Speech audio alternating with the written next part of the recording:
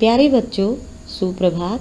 आज हम कक्षा 8वीं विषय संस्कृत रुचिरा भाग 3 उप विषय है पाठ 3 डिजी भारतम संक्षिप्त सार व गृह कार्य हल।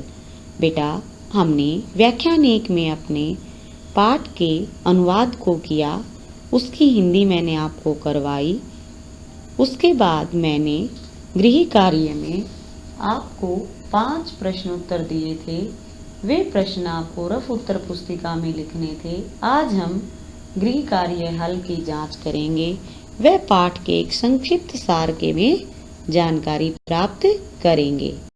आइए चलते हैं अपने पाठ। जैसा कि हमने बताया था कि आज पूरे संसार में डिजिटल भारत की चर्चा सुनी जाती है। आपको पता है कि कल हमने अपने व्याख्यान 1 में डिजिटल इंडिया के बारे में सुना था। डिजिटल शब्द से आप भली भांति परिचित हैं और भारत ने कितनी उन्नति की है वह सब आप अपनी आंखों से देख सकते हैं। इतने साल गुलाम रहने के पश्चात भी आज भारत दुनिया के अमीर देशों में गिना जाता है, अर्थात आज भारत के क्या है, डिजिटल के क्षेत्र में है। पूरे संसार में डिजिटल भारत की चर्चा सुनी जाती है। अब इस पद का क्या भाव है, ऐसे मन में जानने की इच्छा उत्पन्न होती है। जैसा कि हमने अपने पाठ में भी पढ़ा था कि डिजिटल इंडिया के बारे में हम सुनते हैं, लेकिन इस पद के क्या भाव हैं, वो पद के भाव जानने की भी हमारे मन में इच्छा उत्पन्न। समय बदलने के साथ मनुष्य की आवश्यकता भी बदल गई। अब क्या था कि जैसे जैसे समय ने परिवर्तन किया, उसी प्रकार से मनुष्य की आवश्यकताएं भी बदलती गई, यानी उसकी जरूरतें भी बढ़ गई। आदिकाल में क्या था कि मनुष्य क्या करता था, आदि मानव कच्चा भोजन खाता था, लेकिन अग्नि के आविष्कार के बाद क्या हुआ, भोजन को पका कर खाने लग गया। उसके पश्चात जो विद्या आई वह कैसी थी कि मौखिक रूप से उसका आदान प्रदान किया जाता था, मौखिक रूप से उसको ग्रहण करवाया जाता था। लेकिन अब क्या है, लिखित रूप का प्रचार प्रसार हो गया है। उसके बाद अब क्या है, डिजिटल भारत के बारे में अगर हम बात करें तो अब शिक्षा को किससे ग्रहण करवाया जा रहा है, ऑनलाइन भी, यानी नेट के द्वारा, इंटरनेट के द्वारा भी विद्या को आदान प्रदान किया जा रहा है। तो प्राचीन समय में केवल विद्या को सुनने से ही ग्रहण किया जाता था, उसका कोई लिखित रूप नहीं होता था। लिखित रूप के क्या फायदे हुए, जब विद्या लिखित रूप आया तो लिखित रूप से क्या हो गया कि लंबे समय तक उसको विकसित किया जा सकता था, लंबे समय तक उसको सुरक्षित रखा जा सकता था। अब जैसे रामायण है, महाभारत है, अगर इनके ग्रंथों को लिखा नहीं जाता तो आज हमें उन घटनाओं के बारे में जानकारी पूर्णतः प्राप्त नहीं होती। अगर ये ग्रंथ मौखिक ही होते तो मौखिक रूप से क्या हो जाता, इनका रूप था वह कम रह जाता और हमें यह पता ही नहीं चलता कि रामायण में क्या हुआ था, महाभारत में क्या हुआ था। तो ये हमारे प्रत्यक्ष उदाहरण है जिसके द्वारा हमें भाषा के लिखित और मौखिक रूप का, उसके बाद ताड़ के पत्तों के ऊपर और भोज के पत्तों के ऊपर लिखने का कार्य शुरू हुआ। अब लिखने का कार्य शुरू तो हो गया, लेकिन उसको लिखे किसके ऊपर, तो उसके लिए जो वृक्षों के पत्ते थे, वृक्षों के पत्तों के ऊपर उसको भाषा को लिखने का कार्य शुरू हुआ।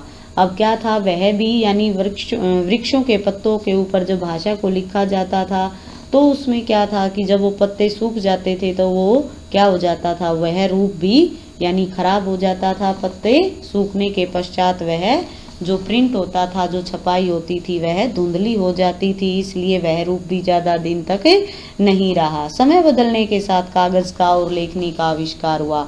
अब जैसे जैसे समय ने करवट ली, समय बदला, बदलने के साथ कागज और लेखनी का आविष्कार भी हुआ। अब क्या हुआ कि पत्तों पर लिखना कम हो गया। अब समय ने क्या ली, करवट ली, समय बदला और कागज और लेखनी का आविष्कार हुआ। सभी के मन के भावों को कागज के ऊपर लिखना शुरू कर दिया। अब सभी के जो यानी मन के भाव को, मन की भावनाओं को कागज के ऊपर लिखना। छपाई के यंत्र के आविष्कार से लिखी हुई सामग्री लंबे समय तक सुरक्षित हो गई। अब टंकण यंत्र बताया था ना, टंकण यंत्रेण, छपाई के यंत्र से। अब क्या हुआ कि प्रिंटिंग प्रेस आ गई, मशीन आ गई। प्रिंटिंग मशीन आने से क्या हो गया कि जो हम लिखते थे उसको छापा जाने लगा और वो और भी विकसित रूप हो गया और लंबे समय तक सुरक्षित हो गई।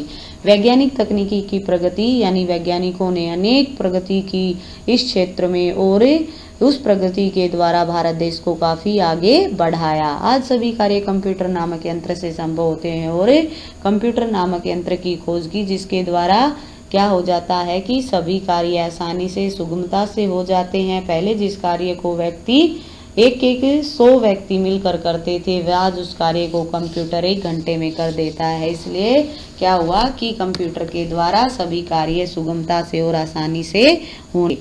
समाचार पत्र और पुस्तकें कंप्यूटर के माध्यम से पढ़ी और लिखी जाती हैं। अब क्या हो गया कि जैसे जैसे समय फिर बदला और समय बदलने के साथ साथ जो भाषा का लिखित रूप था वह भी क्या हो गया, संकुचित हो गया और समाचार पत्र पुस्तकें आदि सभी हम अपने मोबाइल फ़ोन में देख सकते हैं, पढ़ सकते हैं। कोई भी नए शब्द की हमें खोज करनी होती है, किसी बारे में हमें नहीं पता, उसके बारे में हम गूगल पे डालकर देख सकते हैं।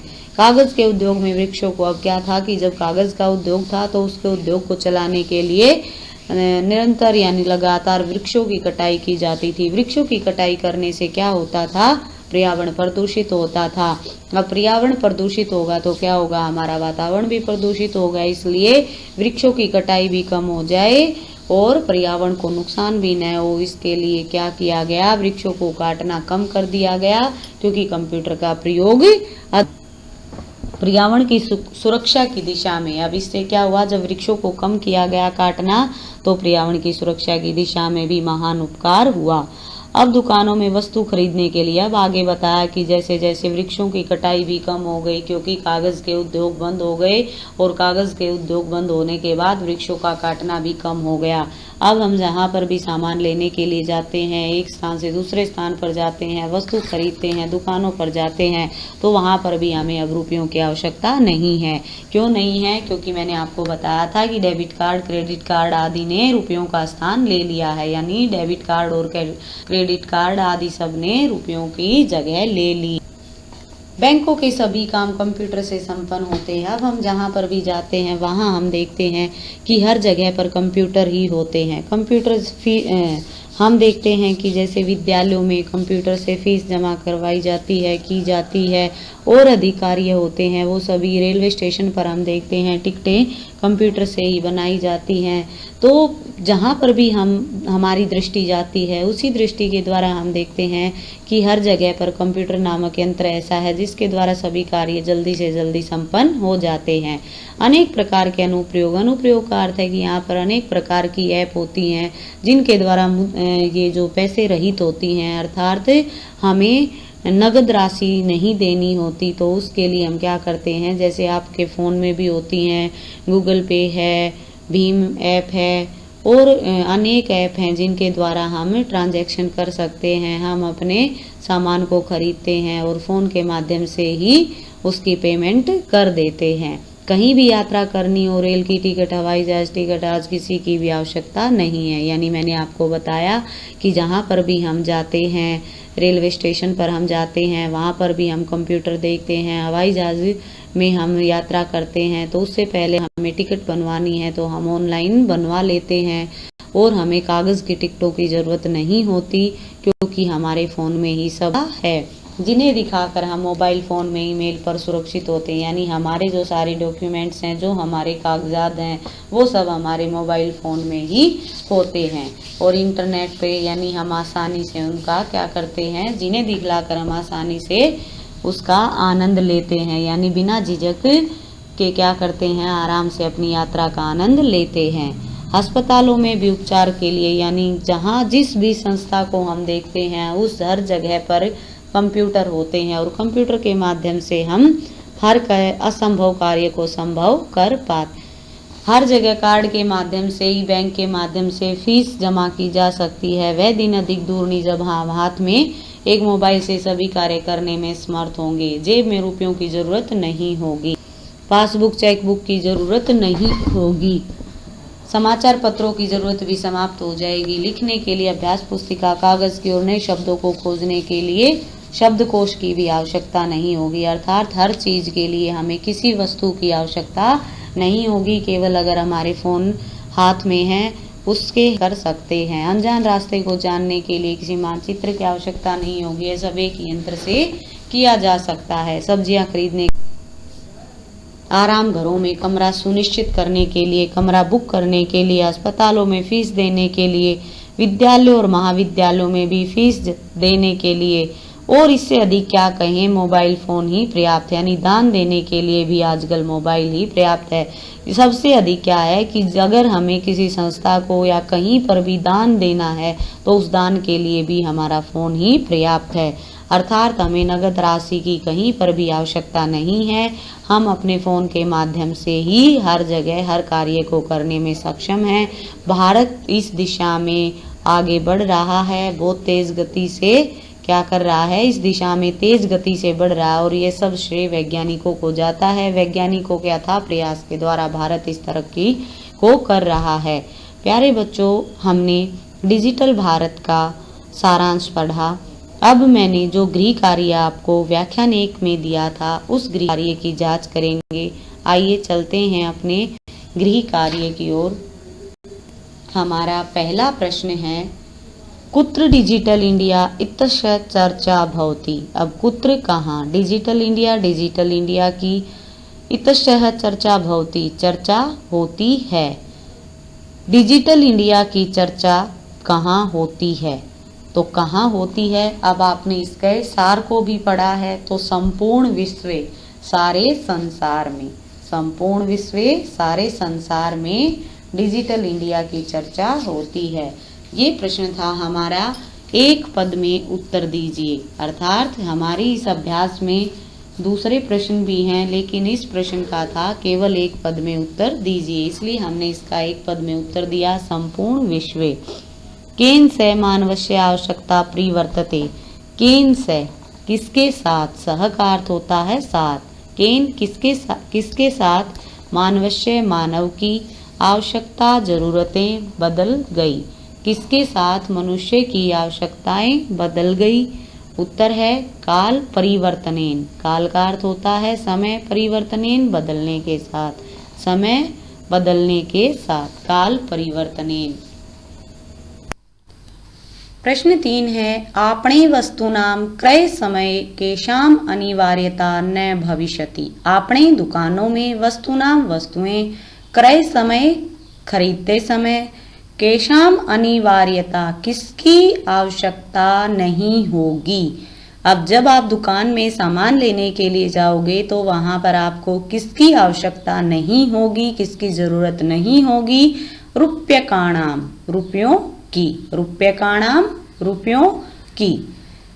कस्मिन् उद्योगे वृक्षाः उपयुज्यन्ते, कस्मिन् उद्योगे वृक्षाः उपयुज्यन्ते, किस उद्योग में वृक्षों का प्रयोग होता है, किस उद्योग में वृक्षों का प्रयोग होता है।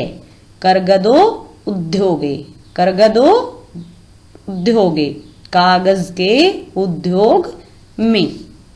प्रश्न 5 है, अद्य सर्वाणि कार्याणि केन साधितानि भवन्ति। अद्य सर्वाणि कार्याणि केन साधितानि भवन्ति। आज सभी कार्य किससे संपन्न होते हैं, आज सभी कार्य किससे संपन्न होते हैं। संगणक यंत्रेण, संगणक यंत्रेण, संगणक क्या होता है, कंप्यूटर, यंत्रेण यंत्र से, कंप्यूटर यंत्र से। प्रश्न 2 है, निम्नलिखित प्रश्नों के उत्तर पूरे वाक्यों में लिखिए। अब हमने एक पद वाले प्रश्न जाने, अब हम पूरे वाक्य में उत्तर जानेंगे। प्रश्न 1 है, प्राचीन काले विद्या कथम गृह्यते स्म। प्राचीन समय में विद्या कैसे ग्रहण की जाती थी। प्राचीन समय में विद्या कैसे ग्रहण की जाती थी। प्राचीन काले विद्या मुखेन गृह्यते स्म।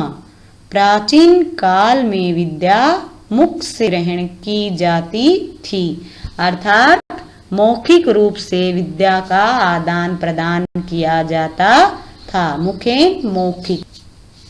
वृक्षाणां कर्तनं कथं न्यूनतां यास्यति। वृक्षाणां कर्तनं कथं न्यूनतां यास्यति।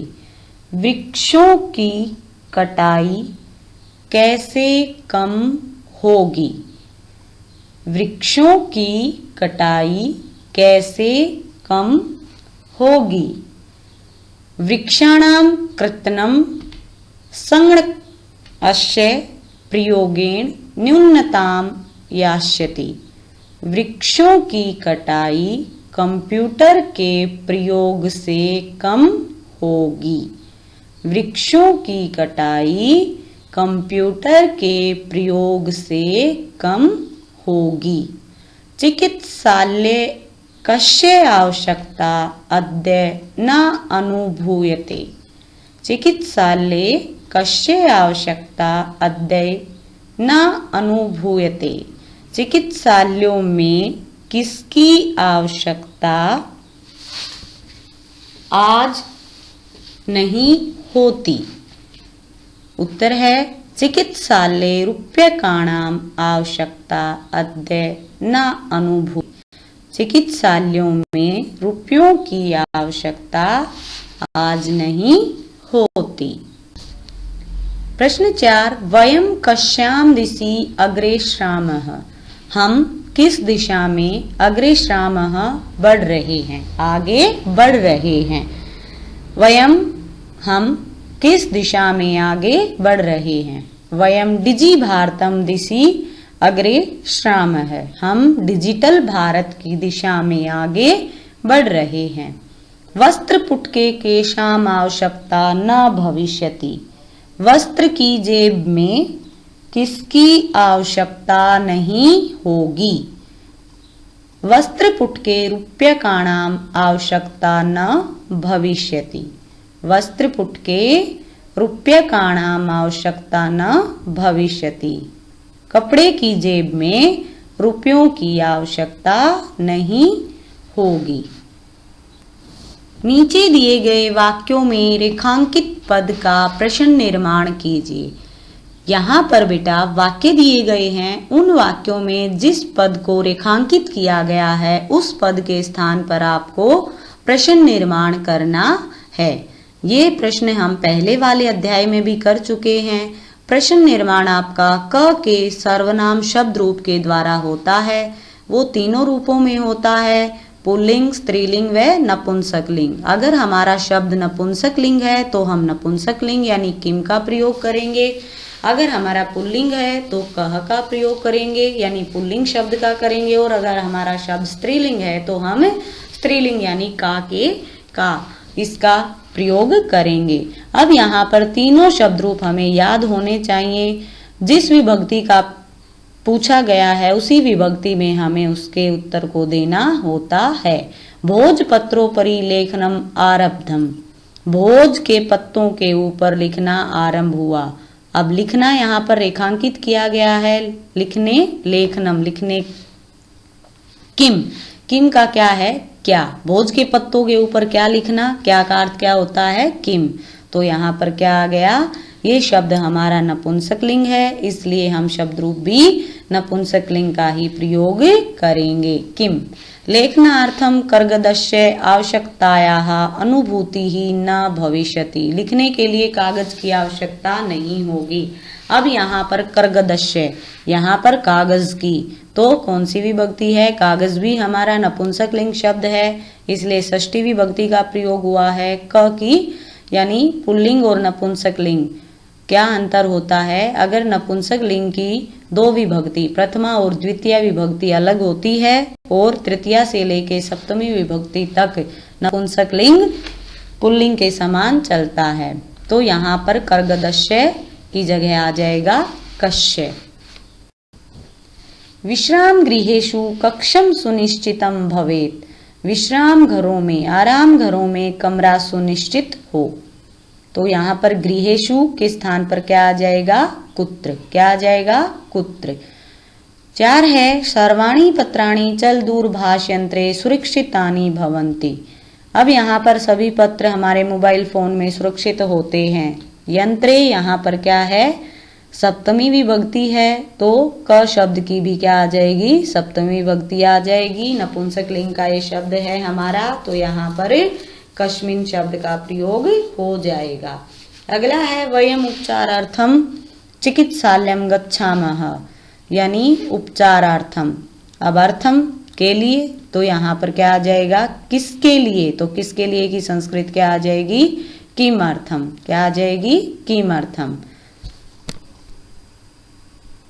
अगला है नीचे दिए गए विशेषण का विशेष्य से मिलान कीजिए।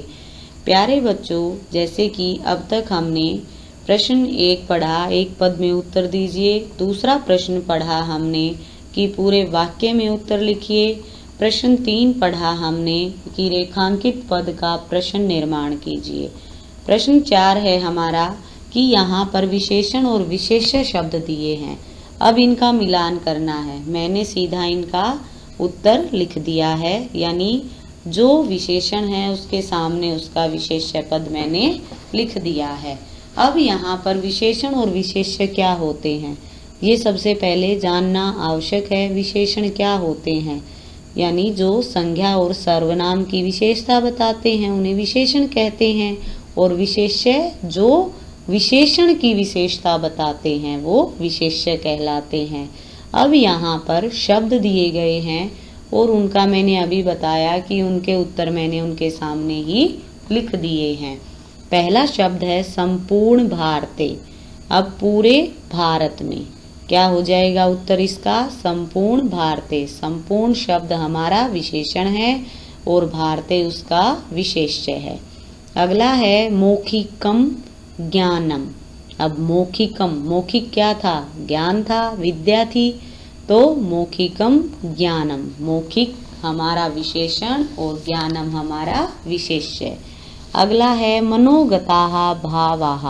अब मनोगताः मन के, भावाः भाव, तो यहाँ पर क्या हुआ, मनोगताः विशेषण और भावाः विशेष्य। टंकिता सामग्री, टंकिता लिखी हुई, सामग्री सामान, यानी टंकिता विशेषण और सामग्री विशेष्य। अगला है महान। महान बड़ा, उपकारः, उपकार यानी भलाई का।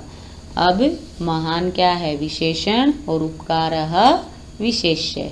मुद्रा विहीनः यानी पैसे रहित, विनिमय लेन देन।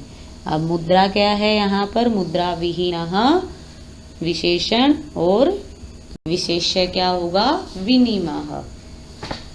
अगला प्रश्न है नीचे दिए गए संधि विच्छेद शब्दों को संधिस्थ करके लिखिए। अब यहाँ पर बेटा संधि विच्छेद शब्द दिए गए हैं, यानी इनको तोड़ कर दिया गया है। जब हम इनको एक साथ मिलकर लिखेंगे तो वो होता है संधिस्थ, और जब हम इनको अलग करके लिखते हैं वो होता है हमारा विच्छेद। अब जैसे कि हमने वर्ण वाला चैप्टर पढ़ा था, वर्ण विच्छेद जब मैंने आपको समझाए थे, तो वर्ण विच्छेद वर्णों को अलग करना और वर्ण संयोजन वर्णों को एक साथ लिखना। ऐसे ही संधि विच्छेद शब्दों को यानी इनको अलग करना और संधिस्थ एक शब्द बनाना। अब यहाँ पर पदस्य जमा अस्य, यानी अब आप ये देखिए कि जो अंतिम पद है उसमें भी अ है और जो दूसरे पद का पहला वर्ण है उसमें भी अ है, तो हमने अ और अ को मिलाया तो हमारा क्या बन गया, आ। क्या बन गया हमारा, आ। तो आ यानी दीर्घ संधि है। पदस्या अस्य, पदस्य जमा अस्य क्या संधि हो जाएगी, पदस्या अस्य, ये दीर्घ संधि है। दूसरा है हमारा ताल पत्र जमा उपरी। ताल पत्र जमा उपरी, यहाँ पर त्र में क्या है, अह, और यहाँ पे क्या है, ऊ है। अ जमा ऊ क्या बनता है, ओ। ये कौन सी संधि है हमारी, गुण संधि। कौन सी है, गुण संधि। इसलिए ये क्या हो जाएगा, ताल पत्रो परी, अ और ऊ ओ बन जाता है। च जमा अतिष्ठत, च जमा अतिष्ठत। अब यहाँ पर च में भी क्या है, अ है, और अ क्या बन गया, आ। कौन सी संधि है, दीर्घ संधि, चा तिष्ठत, चा तिष्ठत। अगला है करगद जमा उद्योगे। अब यहाँ पर द में भी क्या है, अब यहाँ पर द में भी अह और उ, अ जमा उ क्या बन गया, करगदो उद्योगे, करगदो उद्योगे। अगला है क्रय जमा अर्थम। यहाँ पर भी ए और अ क्या बन गया, आ। ये भी हमारी दीर्घ संधि है, क्रया अर्थम। इति जमा अन्यो, इति जमा अन्यो। यहाँ पर क्या है, त में भी ई जमा अ तो क्या बन गया, य, ई जमा अ य, इत्यन्नो क्या बन गया, इत्यन्नो, नयोहो, इत्यन्नयोहो। उपचार जमार्थम, ये फिर र और अ यानी र में भी अ और इधर भी अ तो आ हो गया उपचारार्थम। बेटा और ज़्यादा विस्तृत जानकारी जब हम अपना संधि का विषय पढ़ेंगे उसमें जानेंगे। अगला प्रश्न है, नीचे लिखे शब्दों का वाक्य निर्माण कीजिए। यहाँ पर बेटा शब्द दिए गए हैं, उनका वाक्य निर्माण करना है। आइए कैसे करते हैं वाक्य निर्माण। मम मनसी वैज्ञानिका नाम विषय जिज्ञासा अस्ति। जिज्ञासा शब्द दिया हुआ है, जिज्ञासा शब्द का क्या करना है, वाक्य निर्माण करना है। मेरे मन में वैज्ञानिकों के विषय में जिज्ञासा है, यानी वैज्ञानिकों के विषय में जिज्ञासा जानने की इच्छा है।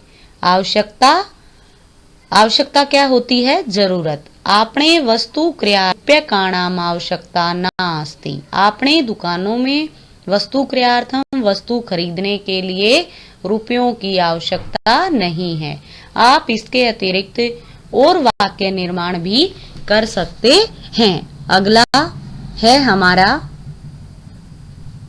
अगला है सामग्री। लेखन सामग्री सर्वत्र उपलभ्यते। लिखने की सामग्री सभी जगह उपलब्ध होती है। अब यहाँ पर अगला है पर्यावरण सुरक्षा। पर्यावरण सुरक्षा परम कर्तव्यम अस्ति। पर्यावरण की रक्षा करना हमारा परम कर्तव्य है। विश्राम गृहम, नगरे विश्राम गृहम अस्ति। नगर में विश्राम गृह हैं। अगला प्रश्न है, नीचे दिए गए वाक्यों में चतुर्थी विभक्ति का प्रयोग कीजिए। अब यहाँ पर बेटा कोष्ठक में आपके शब्द दिए गए हैं, उन शब्दों की चतुर्थी विभक्ति का प्रयोग करके आपको वाक्य पूरा करना है। मैंने यहाँ पर इनका हल दे दिया है। जो पद रेखांकित है उस पद में चतुर्थी विभक्ति का प्रयोग हुआ है। अब पहला है हमारा पुस्तकम देहि। अब यहाँ पर छात्र शब्द हमारा कोष्ठक में है, तो छात्र शब्द की चतुर्थी विभक्ति छात्राए पुल्लिंग है, और उसके लिए यानी चतुर्थी विभक्ति का अर्थ होता है संप्रदान कारक के लिए के भाव में वह प्रयोग की जाती है। तो यहाँ क्या हुआ, छात्रों के लिए। दूसरा है अहम। अब रेखांकित पद है हमारा निर्धनाय वस्त्राणि ददामि, और कोष्ठक में जो शब्द है वो है निर्धन। अब निर्धन शब्द की चतुर्थी विभक्ति निर्धनाय, निर्धनों के लिए। अगला है लतायै पठनम रोचते। अब यहाँ पर लता शब्द हमारा कोष्ठक में दिया गया है, लता की चतुर्थी विभक्ति लतायै। अगला है रमेश है सुरेशाय अलम। अलम का अर्थ होता है पर्याप्त। अब यहाँ पर सुरेश शब्द को दिया गया है और सुरेश शब्द की चतुर्थी विभक्ति सुरेशाय। अब लास्ट है अध्यापकाय नमः। अब अध्यापक शब्द है हमारा कोष्ठक में, इसकी चतुर्थी विभक्ति अध्यापकाय, इसलिए यहाँ पर क्या हो गया, अध्यापकों के लिए।